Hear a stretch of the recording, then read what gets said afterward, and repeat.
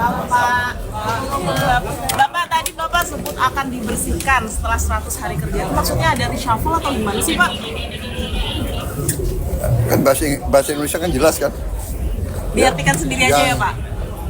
Jadi begini, kita ingin rakyat menuntut pemerintah yang bersih, yang benar, yang bekerja dengan benar.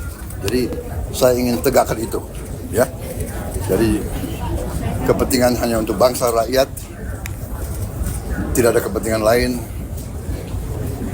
Yang tidak mau bekerja benar-benar untuk rakyat, ya saya akan singkirkan, ya. Mau lebih jelas lagi? Boleh Pak. Ya. Oke Pak. Oke, terima kasih. Ya, selamat NU 102 tahun. NU kekuatan besar bagi bangsa Indonesia. Terima kasih. Terima kasih Bapak.